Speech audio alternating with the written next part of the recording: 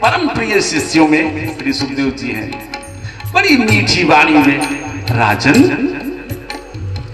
तुम भारत में जन्म लेने के पश्चात मोक्ष की चिंता करते हो।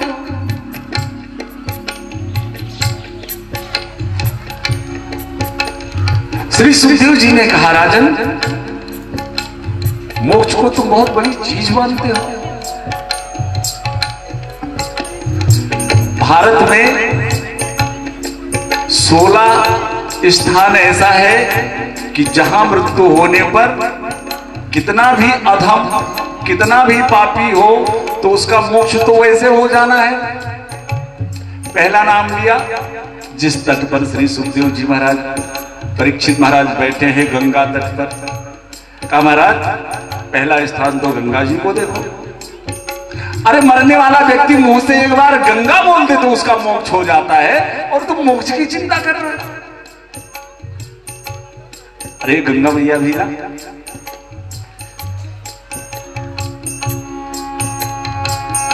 वही कैसे गंगा लहर धीरे धीरे, वही कैसे गंगा लहर धीरे धीरे, वही कैसे गंगा लहर धीरे धीरे, वही कैसे गंगा लहर धीरे धीरे।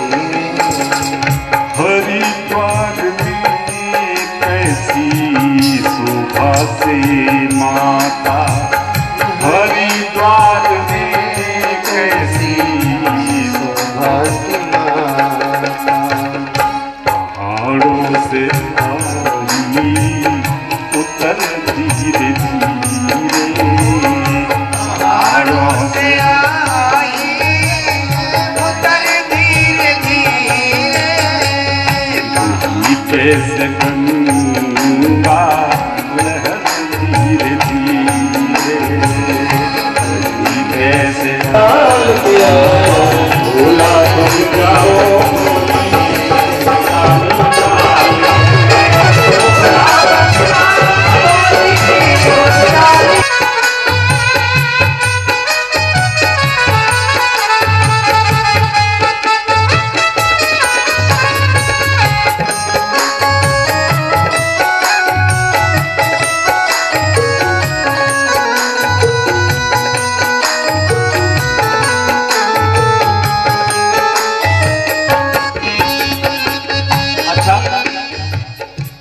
गंगा जी की चर्चा हो गई तो दो शब्द गंगा मैया के लिए। गंगा जी का प्रादुर्भाव कहां से हुआ? शुक्ला जी यहां रहा। देखो गंगा जी का महत्व, अगर भगवान नारायण हैं तो गंगा की कृपा से, अगर भगवान शिव हैं तो गंगा की कृपा से, और भगवान ब्रह्मा यदि ब्रह्मा हैं तो गंगा की कृपा से। गंगा श्री नारायण के चरणों में है, चरणों से निकली है गंगा। चरणों में गंगा तो समस्त जगत के पालन की क्षमता है नारायण में।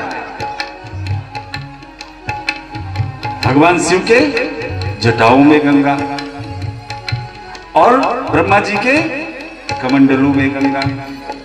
अब गंगा जी की एक सबसे बड़ी विशेषता यह है कि यदि कोई साधारण जीव भी गंगा तट पर जाकर के और डुबकी लगाए तो उसे गंगा मैया ब्रह्मा विष्णु और महेश तीनों की उपाधि एक साथ दे देती है। कैसे?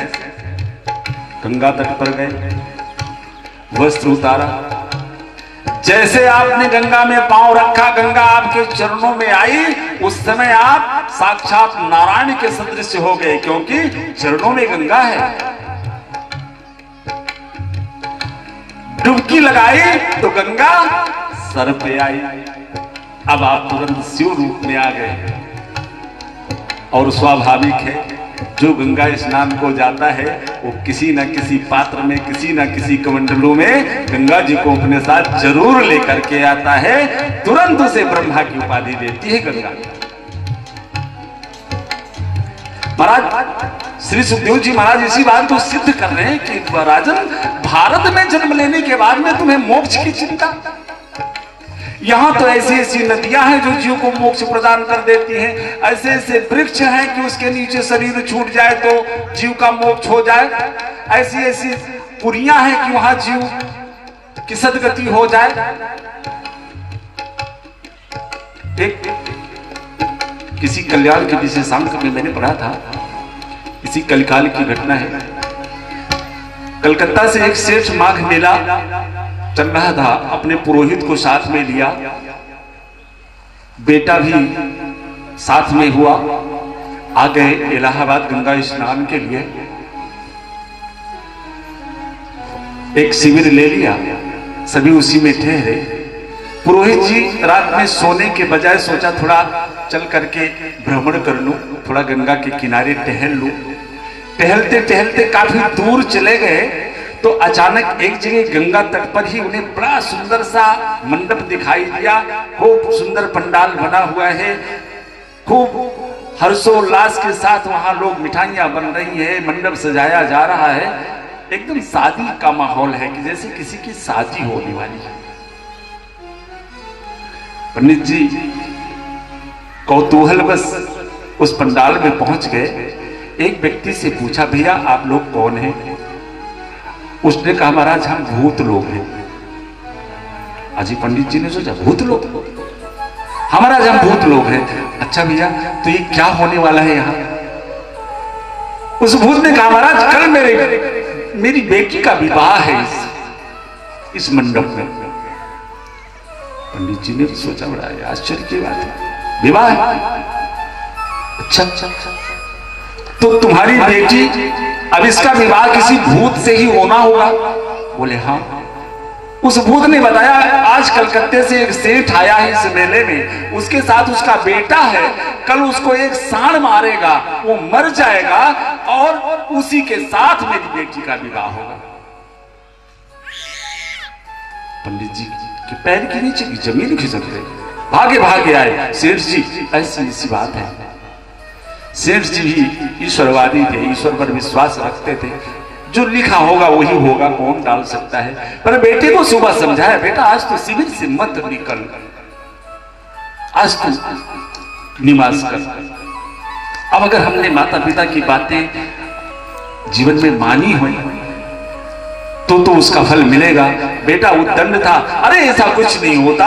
सुबह बेटा शिविर से निकला, सामने से वास्तव में एक लंबी सींग वाला सांप निकला। महाराज बस दुख नहीं है, आप वहां गए और प्रसन्न हैं, हंस रहे हैं, मुस्कुरा रहे हैं, तो शायद रिश्तेदारी खत्म ही हो जाएगी फिर, इसलिए दुख की भी जरूरत है। ये दोनों आपकी वस्तु है, लेकिन इन दोनों को आपने दूसरे के हाथ में दे दिया है। महाराज किसी ने आपका सम्मान किया, माला पहनाया, खूब सत्कार किया, तो आप हर्ष से भर गए। और किसी ने दो अपशब्द क्या कह दिया तो आपके मन में विस्माद हो गया। थी आपकी वस्तु, लेकिन दूसरे के हाथ में आपने समर्पित कर दिया। लेकिन धन्य हमारे श्री सुखदेव जी महाराज, निज लाभ तुष्टा। कोई माला पहनाए तो कोई हर्ष नहीं, और कोई गालियां सुनाता रहे तो कोई फर्क नहीं, कोई विस्माद नहीं। पहुंच गए सभा में, सारी सभा खड़ी होकर के श्री सुखदेव जी महाराज का स्वागत करती है। और इस सभा में श्री सुखदेव जी के बाबा पर बाबा श्री वशिष्ठ जी ही बैठे हैं। लेख तो यहां तक मिलता है कि जब श्री सुखदेव जी को आते हुए महाराज वशिष्ठ ने देखा तो बड़ी लंबी लंबी जटाएं जो इनके पर बाबा हैं, इन्होंने अपनी जटाओं को उनके रास्ते में बिछा दिया कि श्री सुखदेव जी का चरण पड़ जाए तो मैं पवित्र हो जाऊं। चारों तरफ भीड़ थी, एक सिंहासन रिक्त था, वो इसलिए कि इस सिंहासन पर बैठने वाला ही महाराज के मुक्ति का उपाय बताएगा। चारों तरफ देखा, एक सिंहासन खाली देखा, उसी पर आकर के बैठ गए। उनके लिए तो जैसे सिंहासन वैसे जमीन, कोई पतन में नहीं, बैठ गए। तुरंत महाराज ने चरणों में साष्टांग दंडवत प्रणाम किया।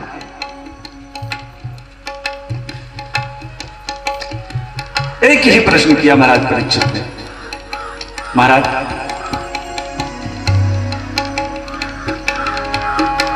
अतः पृच्छामि संसिद्धि योगी परम गुरु।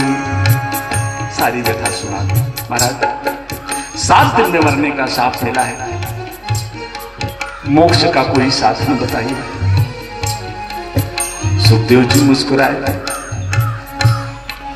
बड़ी मीठी वाणी में। एक तो बालक है और दूसरे पूर्व जन्म सुख रूप में, जो श्री किशोरी गोलोक धाम में, नित्य धाम गोलोक धाम में जो श्री किशोरी जी के वाम हस्त पर बैठकर श्री कृष्ण का नाम सीखने वाले श्री किशोरी राधा जी के परम प्रिय शिष्यों में श्री सुखदेव जी हैं। बड़ी मीठी वाणी में, राजन तुम भारत में जन्म लेने के पश्चात मोक्ष की चिंता करते हो।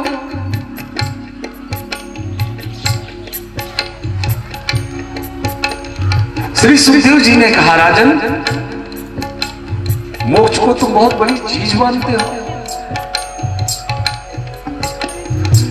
भारत में 16 स्थान ऐसा है कि जहां मृत्यु होने पर कितना भी अधम, कितना भी पापी हो तो उसका मोक्ष तो वैसे हो जाना है। पहला नाम लिया जिस तट पर श्री सुखदेव जी महाराज, परीक्षित महाराज बैठे हैं गंगा तट पर। कहा महाराज पहला स्थान गंगा जी। अरे मरने वाला व्यक्ति मुंह से एक बार गंगा बोल दे तो उसका मोक्ष हो जाता है, तो मोक्ष की चिंता करता है। अरे गंगा मैया मिया,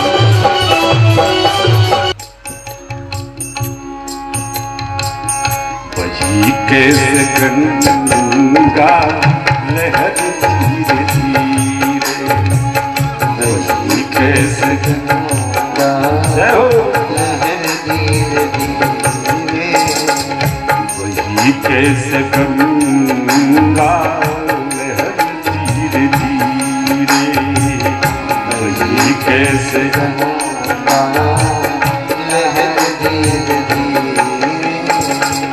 हरिद्वार में कैसी शोभा से माता, हरिद्वार में कैसी शोभा से माता, पहाड़ों से आई उतर धीरे धीरे, पहाड़ों से आई उतर धीरे धीरे,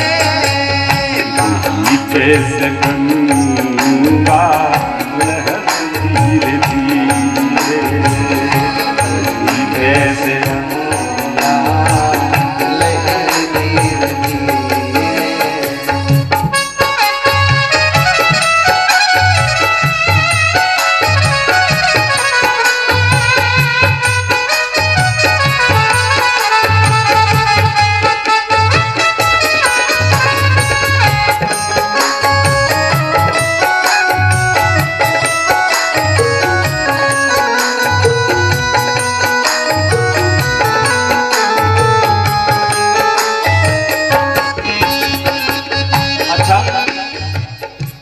गंगा जी की चर्चा हो गई तो 2 शब्द गंगा मैया के लिए। गंगा जी का प्रादुर्भाव कहां से हुआ? शुक्ला जी यहां रहा। देखो गंगा जी का महत्व, अगर भगवान नारायण है तो गंगा की कृपा से, अगर भगवान शिव हैं तो गंगा की कृपा से, और भगवान ब्रह्मा यदि ब्रह्मा है तो गंगा की कृपा से। गंगा श्री नारायण के चरणों में है, चरणों से निकली है गंगा। चरणों में गंगा तो समस्त जगत के पालन की क्षमता है नारायण में। भगवान शिव के जटाओं में गंगा और ब्रह्मा जी के कमंडलों में गंगा। अब गंगा जी की एक सबसे बड़ी विशेषता यह है कि यदि कोई साधारण जीव भी गंगा तट पर जाकर के और डुबकी लगाए तो उसे गंगा मैया ब्रह्मा विष्णु और महेश तीनों की उपाधि एक साथ दे देती है। कैसे? गंगा तट पर गए, वस्त्र उतारा, जैसे आपने गंगा में पांव रखा, गंगा आपके चरणों में आई, उस समय आप साक्षात नारायण के सदृश हो गए, क्योंकि चरणों में गंगा है। डुबकी लगाई तो गंगा सर पे आई। अब आप तुरंत शिव रूप में आ गए। और स्वाभाविक है, जो गंगा स्नान को जाता है वो किसी न किसी पात्र में, किसी न किसी कमंडलों में गंगा जी को अपने साथ जरूर लेकर के आता है। तुरंत उसे ब्रह्मा की उपाधि देती है गंगा। महाराज श्री सुखदेव जी महाराज इसी बात को सिद्ध कर रहे हैं कि राजन, भारत में जन्म लेने के बाद में तुम्हें मोक्ष की चिंता। यहां तो ऐसी ऐसी नदियां हैं जो जीव को मोक्ष प्रदान कर देती हैं, ऐसे ऐसे वृक्ष हैं कि उसके नीचे शरीर छूट जाए तो जीव का मोक्ष हो जाए, ऐसी ऐसी पुरियां हैं कि वहां जीव की सदगति हो जाए। एक किसी कल्याण के विशेषांक में मैंने पढ़ा था, इसी कलकाल की घटना है। कलकत्ता से एक सेठ माघ मेला चल रहा था, अपने पुरोहित को साथ में लिया, बेटा भी साथ में हुआ। आ गए इलाहाबाद गंगा स्नान के लिए। एक शिविर ले लिया, सभी उसी में ठहरे। पुरोहित जी रात में सोने के बजाय सोचा थोड़ा चल करके भ्रमण कर लूं, थोड़ा गंगा के किनारे टहल लूं। टहलते टहलते काफी दूर चले गए तो अचानक एक जगह गंगा तट पर ही उन्हें बड़ा सुंदर सा मंडप दिखाई दिया। खूब सुंदर पंडाल बना हुआ है, खूब हर्षोल्लास के साथ वहां लोग मिठाइयां बन रही है, मंडप सजाया जा रहा है। एकदम शादी का माहौल है कि जैसे किसी की शादी होने वाली है। पंडित जी कौतूहल बस उस पंडाल में पहुंच गए। एक व्यक्ति से पूछा, भैया आप लोग कौन हैं? उसने कहा, महाराज हम भूत लोग हैं। अजी पंडित जी ने सोचा, भूत लोग? हमारा हम भूत लोग हैं। अच्छा भैया, तो ये क्या होने वाला है यहाँ? उस भूत ने कहा, महाराज कल मेरी बेटी का विवाह है इस मंडप में। पंडित जी ने सोचा, बड़ा आश्चर्य की बात है, विवाह है? अच्छा, तो तुम्हारी बेटी, अब इसका विवाह किसी भूत से ही होना होगा? बोले हाँ। उस भूत ने बताया, आज कलकत्ते से एक सेठ आया है इस मेले में, उसके साथ उसका बेटा है, कल उसको एक सांड मारेगा, वो मर जाएगा और उसी के साथ मेरी बेटी का विवाह होगा। पंडित जी के पैर के नीचे की जमीन खिसक गई, भागे भागे आए। सेठ जी ऐसी ऐसी बात है।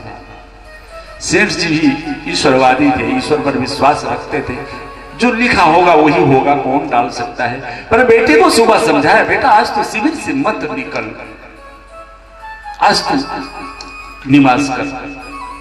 अब अगर हमने माता पिता की बातें जीवन में मानी हुई तो उसका फल मिलेगा। बेटा उद्दंड था, अरे ऐसा कुछ नहीं होता। सुबह बेटा शिविर से निकला, सामने से वास्तव में एक लंबी सींग वाला सांप निकला। महाराज, वर्ष में जन्म लेने के बाद में तुम मोक्ष की चिंता करते हो? सैकड़ों नदियां किना दिया, पीपल के वृक्ष के नीचे कोई मर जाए सीधा मोक्ष हो जाता है। अरे ऐसा लेख मिलता है कि जलते हुए मुर्दे की चिता में अगर तुलसी की लकड़ी डाल दो तो उसका मोक्ष हो जाएगा। 7 दुनिया, अयोध्या, काशी, मथुरा, कांसी, ये सब मोक्ष प्रदायनी है। बताओ, जो महाराज परीक्षित 25,000 ऋषि समुदाय में मोक्ष की चिंता को लेकर के बैठे हुए थे, चेहरा खिल गया। महाराज मोक्ष तो कुछ है ही नहीं। अच्छा महाराज, तो अब 7 दिन करे क्या है बताओ? कहा तुम तो ठाकुर जी की लीला सुनो बस। अब श्री सुखदेव जी महाराज श्री महाराज परीक्षित को भगवत कथा प्रारंभ करते हैं। भगवान के 24 अवतार और इन्हीं 24 अवतारों में संपूर्ण लीलाएं हो जाती हैं। चूंकि इस समय अभाव तो है। प्रथम अवतार श्री सुखदेव जी महाराज।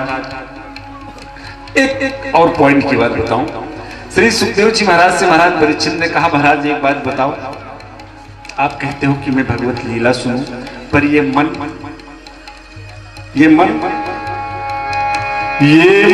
बड़ा चंचल है, कैसे तेरा भजन करूं,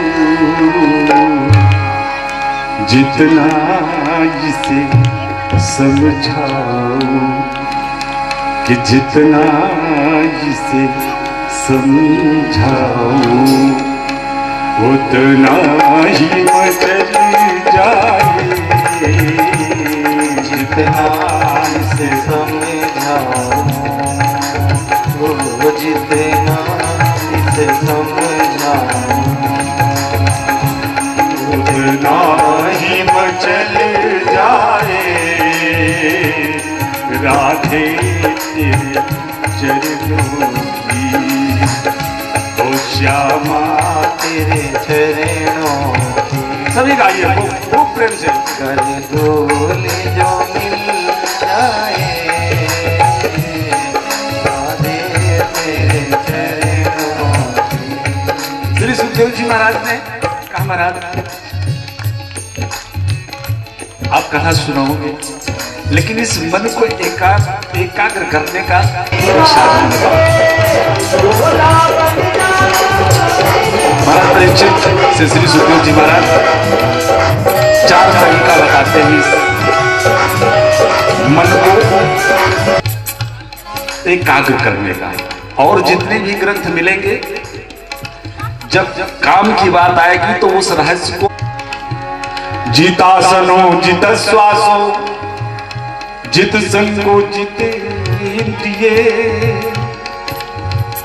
पहला काम क्या करना है? जितासनो, आसन पर विजय प्राप्त करो। ब्रह्म मुहूर्त में उठो, ब्रह्म मुहूर्त में स्नान करो। 3 स्नान होता है, एक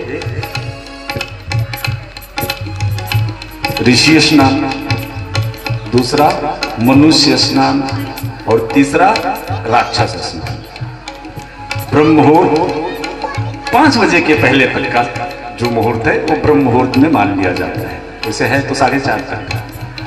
तो जो 5 बजे के पहले स्नान कर लेते हैं, ये मन को जो काबू में करना चाहते हैं, अक्सर लोग आते रहते हैं, बाबा पूरी पूजा हो जाती है पर ये मन नहीं रुकता, जाने कहां कहां रहता है। उनके लिए विशेष जरूरी चीजें। तो ब्रह्म मुहूर्त में उठो, 5 के पहले स्नान ये ऋषि स्नान है। और सूर्योदय के 10 मिनट के पहले तक का स्नान जो है वो मनुष्य स्नान है, और बाकी तीसरे श्रेणी में चला जाता है। तो अगर मन को केंद्रित करना है तो सबसे पहले ब्रह्म मुहूर्त में उठो और संकल्पित होकर के आसन लगा करके बैठो। मान लिया 30 मिनट का आपने संकल्प लिया है, 30 मिनट बैठ करके हरि का स्मरण करूंगा। अब जितासनो 30 मिनट के आसन का संकल्प लिया है, 5 मिनट जैसे बीतेगा तैसे ये मन कहेगा यार उठो, कहां बैठे, कहेगा। लेकिन अब संकल्प होना चाहिए। ये एक बार कहा नहीं उठे, दूसरे दिन फिर बोलेगा अरे उठो, हो गया, फिर नहीं उठे। महाराज कितने दिन कहेगा ये? 2 दिन, 4 दिन, 6 दिन, 10 दिन कहेगा। उसके बाद में ये सोच लेगा कि तो कहना मानते नहीं, तो इसे कहना बेकार है। अब पहले दिन अगर संकल्प तोड़ दिया तो कहानी खत्म। तो जितासनो, ब्रह्म मुहूर्त में उठो, ब्रह्म मुहूर्त का स्नान करके संकल्पित होकर के ईश्वर का ध्यान करो, आसन पर विजय पाओ। और दूसरा जितश्वासो, प्राणायाम करो। इस मन का संबंध सांस से बड़ा संबंध है। इस मन का कैसे? देखो, जब मन में क्रोध आता है तो सांसें भी तेज चलने लगती हैं। सीधा संबंध। प्राणायाम करो, कुंभक, रोचक, पूरक, तमाम प्राणायाम विधियां हैं। तो श्री सुखदेव जी महाराज परीक्षित से कहते हैं, राजन आसन पर विजय पाओ, फिर प्राणायाम करो, और फिर जित संगो, असंग हो जाओ। संग हो तो किसका? हम राम जी के राम जी हमारे हैं। ये शरीर ही जब हमारा नहीं है तो इस शरीर से उत्पन्न ये नाते रिश्ते हमारे कैसे हो जाएंगे। तब चौथे में आप ये सोचो कि इस मन को अब हम रोकेंगे। जित संगो जितेंद्रिय। कान जो सुनना चाह रहे हैं वो हम सुनते जा रहे हैं, आंखें जो चाहती हैं वो देख लेती हैं, वाणी जो चाहती है वो बोल देती है। ऐसा नहीं होना चाहिए। होना ये चाहिए कि जो हम चाहें कान वो सुने, जो हम चाहें नेत्र वो देखे, जो हम चाहें वाणी वो बोले।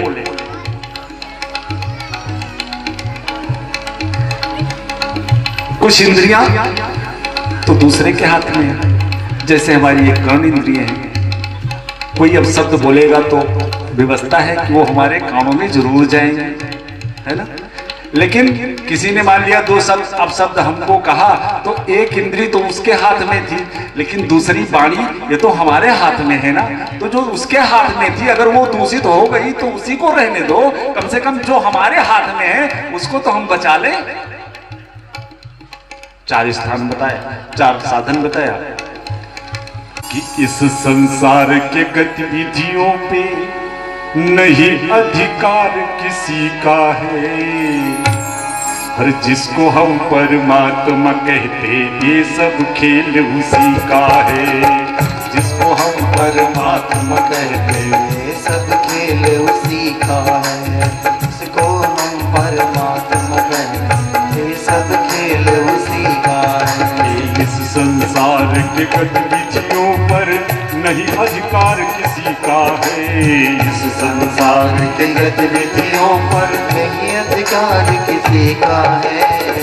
जिसको हम परमात्मा कहते ये सब खेल उसी का है। जिसको हम परमात्मा कहते ये सब खेल उसी का है। जिसको हम परमात्मा कहते ये सब खेल उसी का है।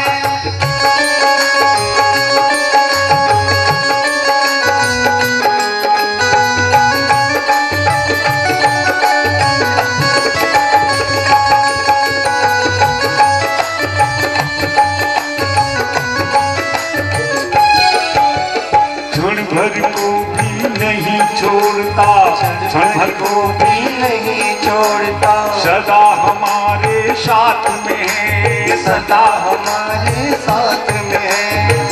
काया की सांसा डोरी का तार उसी के हाथ में है। काया की सांसा डोरी का तार उसी के हाथ में है।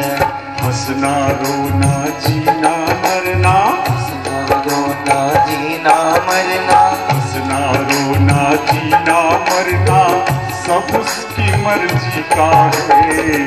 जिसको हम परमात्मा कहते ये सब खेल उसी का है। जिसको हम परमात्मा कहते ये सब खेल उसी का है। जिसको हम परमात्मा कहते ये सब खेल उसी का है। इस संसार के गतिविधियों पर, इस संसार के गतिविधियों पर नहीं अधिकार किसी का है। इस संसार के गतिविधियों पर नहीं अधिकार किसी का है। जिसको हम परमात्मा कहते ये सब खेल उसी का है। जिसको हम परमात्मा कहते ये सब खेल उसी का है।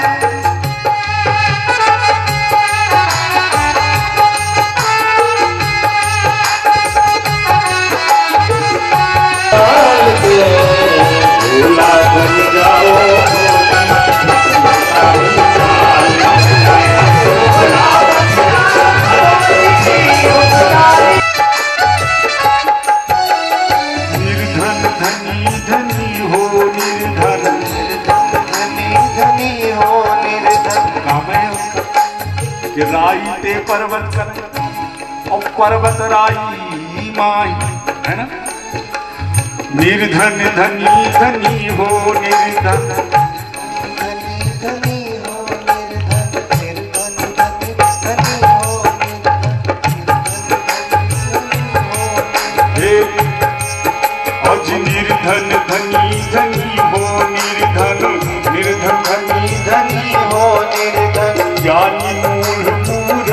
ज्ञानी, ज्ञानी मूर्ख ज्ञानी, सब कुछ अदल बदल देने में कोई नहीं उसका सानी। सब कुछ अदल बदल देने में कोई नहीं उसका ज्ञानी। आज समझदार भी समझ सके ना, समझदार भी समझ सके ना, ऐसा अजब तरीका है जिसको हम परमात्मा कहते हैं। ये सब खेल उसी का है, जिसको हम परमात्मा कहते हैं। ये सब खेल उसी का है, परमात्मा कहते हैं। ये सब खेल उसी का है।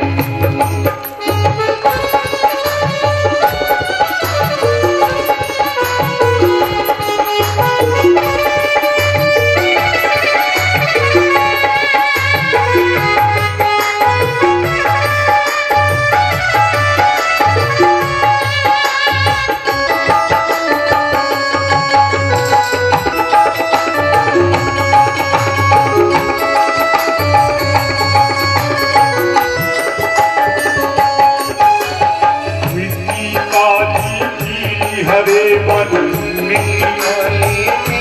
हरे आसमान का रंग नीला, आसमान का रंग नीला, सूर्य सुनहरा चंद्रमा शीतल, सूर्य सुनहरा चंद्रमा शीतल, सब कुछ उसकी ही लीला। सूर्य सुनहरा